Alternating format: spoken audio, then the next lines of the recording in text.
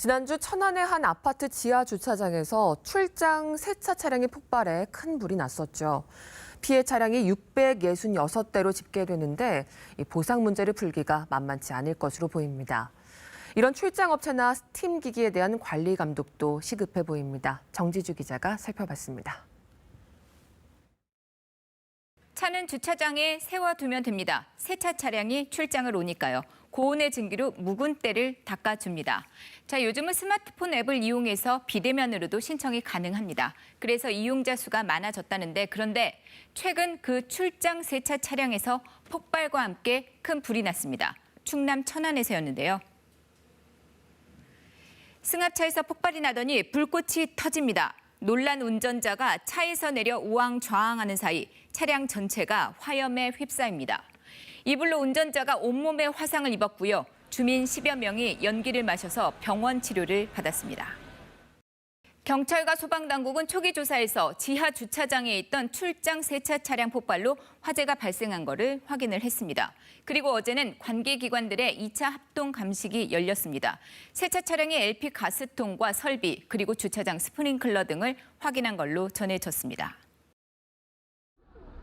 피해는 어떨까요? 불이 난 시각이 밤 11시쯤이거든요. 늦은 밤이었습니다. 지하 주차장은 차들로 빼곡했습니다. 그래서 차량 피해가 큰 상태입니다.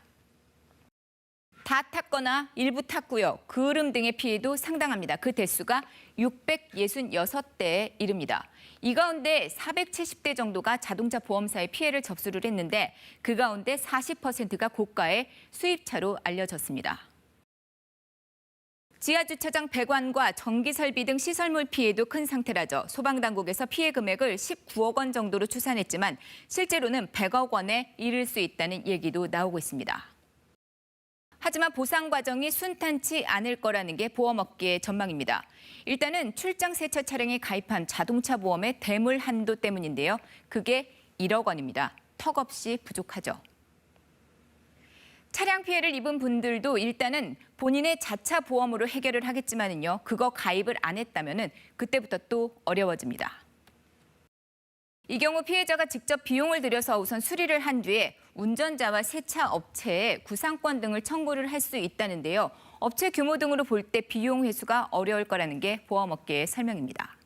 한편 이 출장 세차 차량 안에는요. 스팀 기기라는 게 들어있다는데요. LP가스로 물을 데워서 고온 고압의 증기를 만들어 차를 닦는 방식인데 가열 장치가 있는 만큼 폭발 위험이 늘 있습니다. 이번 사고도 그랬고요. 지난 5일에는 서울역 주차장에서도 이 스팀 세차기가 폭발을 했습니다.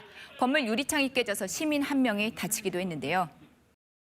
문제는 이 스팀 기기와 관련한 규제가 딱히 없다는 겁니다. 제조업자들도 이거는 만들기만 하면 팔 수 있다 이렇게까지 얘기를 한다는데요.